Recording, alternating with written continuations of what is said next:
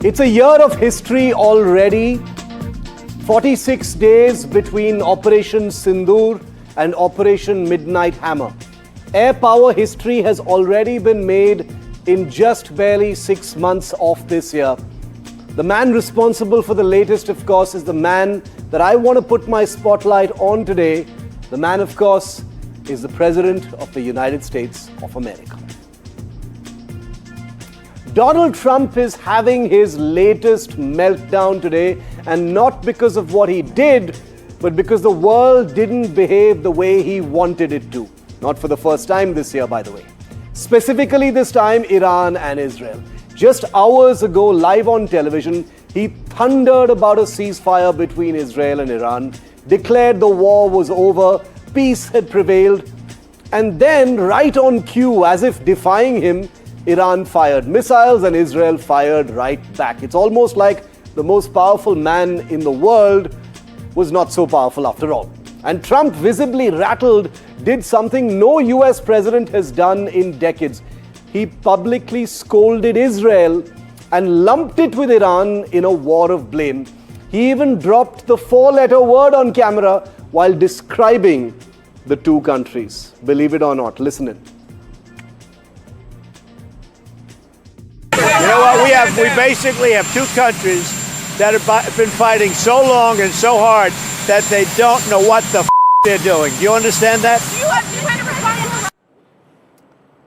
But this isn't a one-off. Just weeks ago, after he floated a so-called Russia-Ukraine peace formula, Zelensky's special forces launched one of their deepest drone strikes inside Russia. Remember that? And let's not forget the time Trump tried to take credit for the India-Pakistan ceasefire. He did it just a couple of days ago again. That too was a fiction that he's trying to control and own for himself because it makes him look good. What we're seeing here perhaps isn't necessarily a man of peace, strictly speaking. It's a man chasing a peace prize. That's the through line. Not strategy, not consistency, just one shiny medal he didn't get the last time. Everything else appears for now to be a contradiction.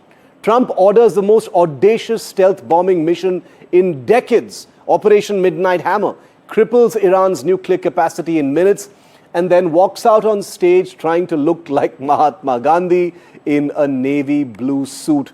The bomber and the pacifist rolled into one photo opportunity. Well, here's the truth, because the world is much more complicated than Trump's world. The world's wars aren't listening to Trump. Not Iran, not Israel, not Russia, not India. Maybe the only one obeying right now is Pakistan, and that's because it doesn't really have a choice, does it? But that apart, the only one still buying the idea of Trump, the global peacemaker, is perhaps Donald Trump himself. And that Nobel Peace Prize, if Pakistan somehow manages to take over the Nobel Committee, maybe Trump has a chance. But the question we're asking tonight is a nuanced question, and it is a question not asked with disrespect, but genuine wonder. Is Donald J. Trump a joker or a genius? What are the yardsticks we can use to actually judge him? Well, we've got a few in the last few days, haven't we? Well, let's begin. Is he a joker? For instance, he teased peace, then launched the first stealth bombers over Iran. But is he a genius, rather? Because he executed the most precise B-2 Spirit strike in decades, all in just one night. All it took was just 36 hours. Some would say, is he a joker? He called Pakistan a peace partner right after Operation Sindoor. But then is he a genius? Because he used Pakistan's cooperation to fly bombers into Iranian skies for that audacious attack. Is he a joker? Trump flirts with the Nobel Prize while global tensions are exploding in the most dangerous part of the world. But is he a genius? Because he played the Nobel card maybe to distract and lull his adversaries before ordering Operation Midnight Hammer. Just think about that for a second. Is Trump a joker? He sent decoy B-2 bombers over the Pacific as a media spectacle. Is he a genius? Because the real bombers, the real B-2s were actually sent eastward, as NDTV reported, to Iran on a 36-hour bombing mission. Do you see the contradiction I'm trying to make? Some would say, is he a joker? Is Trump a joker because he triggers global chaos on a virtually daily basis with questionable diplomatic preparations? But is he a genius? Is Trump a genius because he has rewritten the Middle East strategic map without losing a single American life this time? That is the question that we are asking right now. Joker or genius? He is deeply divisive. He's someone who polarizes everyone. But the question is, what is the future of how the world will see Donald J. Trump? Joining me live now is John Spencer, Executive Director with the Urban Warfare Institute, someone who looks very closely at what's been playing out in the Middle East at this point of time. John, welcome. Thank you very much for your time here on NDTV. My first question to you is on that, unsurprisingly viral press conference by the US president, where he dropped a few choice words in his frustration over the fact that despite having announced an end to hostilities, missiles appeared to have still been flying between Iran and Israel. What did you make of that, John? Shiv, it's good to be back with you. I try not to do politics. From a historical perspective, it is very normal to have these 6-hour, 12-hour ceasefires where planes are recalled, forces are drawn back. We did see Iran launch 6 salvos during supposedly the ceasefire timeline, killing Israeli civilians. President Trump, of course, frustrated by that, as communicating to both. But I will say in this instance, and I look at every conflict very differently. As you know, I'll be on the ground next week in India to continue in studying the amazing Operation Sindoor. In this case, though, it was a single American operation that did fool the world, to include where the B-2s were going, that helped push this conflict to an end, raging for 11 days, massive amounts of strikes against Iranian military sites, having supremacy over Iranian skies, a small country of Israel. Yes. And did, after Iran made like we talked about, the mistake of attacking an American base with what seems to be ceremonial saving face in their, they're thinking, we got to save face, giving an alert, firing 14 missiles, all 14 knocked down, that the president did negotiate a ceasefire. Each one of these countries can act in their own interest, but he was able to mitigate. Both countries have now said that that's going to be the case. Yes, we have to hit the 12-hour mark, and okay, now who's going to be in a violation? But there is some historical parallels here from the Korean War, Bosnian War, Yom Kippur War, where you had this timeline and stuff happens during the timeline. I want to ask you about, the functioning of military operations in Trump's world. And John, I know you don't, usually comment on politics, so I'm going to keep politics out of this. But Trump did put out a tweet on his Truth Social account saying, Israel, call your pilots back. This is an unusual way of doing things, but we do live in Trump's world.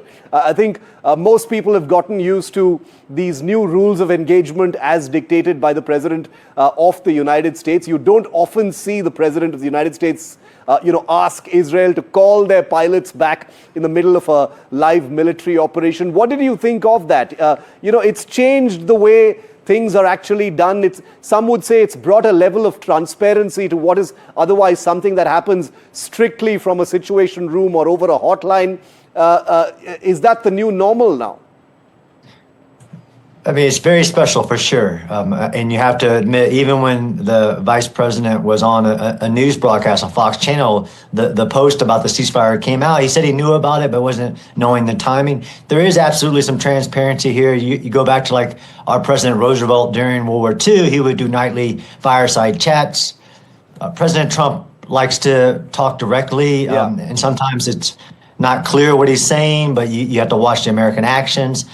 Sometimes it's even trolling, as we call it, trolling against others. I do believe that post was genuine, as Israel had just been hit. Civilian site in Beersheba, civilians had died, and their population wanted a response as well. His tweet: Israel dropped one bomb on one radar site. and then right now we think that it's over. So I think that's genuine. Yes, that's President Trump. It's very abnormal. Some people love it. Some people don't like it. Has Trump, met the military objectives as probably defined by him during this particular operation? We don't have the scope on this particular show, John, to get into, whether damage was done, the scale of the damage. There are media reports saying, not much was damaged, etc. But from Trump's perspective, do you think that the objectives he set out to achieve have been? Absolutely. I mean, although there's one Trump post about the regime change, it shouldn't be politically incorrect, but I think he was talking about the Iranian people. The United States was very clear, and to be sure, Israel was very clear. This was about the progress towards a nuclear bomb and rolling that program back. And yeah, you're right. We could discuss how much it was rolled back. But from a military perspective for the United States, it was a demonstration of this is a new world, much like in the Prime Minister Modi said. No longer there will be action taken to prevent catastrophes like a terror regime getting a nuclear bomb and resetting the geopolitical landscape. I think that was achieved. The ability for the United States and clearly Israel to strike what it wants when it wants in Iran as well has been achieved. So from a military perspective, for no loss of American life, no loss of American aircraft, zero impact to American installations, but still have a geopolitical and regional impact to set back the Iranian nuclear program and to establish a new doctrine, basically, with it. Very successful from an objective assessment. John, the US president hasn't made a secret of his his desire perhaps for a Nobel Peace Prize. He recently had lunch with the Pakistan Army chief who had called for a Nobel Peace Prize for him. He has posted quite regularly on social media, a couple of days ago where he used the word Nobel Peace Prize no less than 4 times. So that is no secret. Do you think that, far from being a non-serious issue, is something that guides Trump's actions and is part of what he's trying to do at this point? I think President Trump is a complex individual. Of course, he has personal interests, but I think at this point he is fulfilling his mandate, America first, peace through strength, in action. And even with his, what they call his base, there's been arguments against isolationism and America not be involved in anybody's war. I think he has demonstrated historic. I mean, if you go back to when President Obama was given a Nobel Peace Prize in advance of potentially causing peace, what the president has done since his short term so far has been to create peace after decades of Islamic regime terror in the Middle East and racing towards this bomb. I can't say what his individual interests are, but from the American interest, I think he's been very in line with strength, showing strength and trying to create peace. The deals he created with the Qatar, Saudi Arabia, and others in the Gulf states are historic. And now he's off to NATO, where we would all love to see the Ukraine-Russia war come to an end. Like to see Europe giving more percentage towards the NATO defense. I think there's some valid assessment, but I won't assess his individual interest now. Very, very true, and I actually agree with you on that. Having covered different aspects of West Asia, Libya, Afghanistan, etc., it seems like after many failed, nuanced efforts to do something in the Middle East, here comes a president who's very naked about his views, if I could say that. He's talking openly about what he wants. He's literally commanding Israel via social media. Some would call it transparency. Others would call it a kind of almost a kind of political purity in terms of what he wants to actually achieve over there. And anything that's out of the box, given the track record of failures to do anything about Middle East crisis, is most certainly welcome. But do you see this time, John, Trump has talked about this ceasefire. He has said, there is an end to hostilities right now. He's made his frustration quite clear in public. Do you think that what has been achieved this time draws a line in the sand? or is there uncertainty about what happens next? Could there be a lasting sort of normalcy for now? So I posted recently about what is strategy in war, that it is adapted to uncertainty. All war is uncertain. The Islamic regime in Iran can make very, as we've seen them, illogical. Supposedly they're going to do a parade talking about their victories today, like very emblematic of Pakistan's comments after Sindor. Yeah. I do believe that this will cause a stop in the operations, and this will hold, and that there was historic setback of the Islamic regime's program and interest. This shattered the ideals of invincibility of the Islamic regime in the Middle East. I do think it gives a chance for peace, but nobody can predict whether it will. But the Islamic regime's terror networks, the Houthis, the Hezbollah, Hamas, the Shia-backed groups, even the fall of Syria, has all been unraveled. And now their one crown jewel of trying to get to that nuclear umbrella, very similar to Pakistan, so it can put an umbrella like, well, I have a nuclear weapon, you can't, I want to do these things and there's nothing you can do about it. Yeah. I think it is historic in that this operation will set the path to peace, but everybody gets to make their own decisions, so you can't say with certainty. John Spencer, always a pleasure. Thanks so much for your time and being with me here on NDTV. I look forward to meeting you when you're in India here next week. We will, of course, invite you back on the show and talk much more about Operation Midnight Hammer as well as Sindhu. Remember, they were only 46 days apart. And in a moment from now, I'll be telling you about some of the lessons and takeaways and observations for India from what has just happened via those B-2 Spirit bombers. Well, speaking of those bombers, we've got the first official images of the very B-2 bombers that conducted that strike in Iran 3 nights ago. Take a look at these pictures. These are night vision video images officially released by the United States Department of Defense. And I'm going to put the sound up in just a moment so you can actually hear what these aircraft sound like as they roared off the runway towards Iran on a 36-hour flight for a historic bombing mission.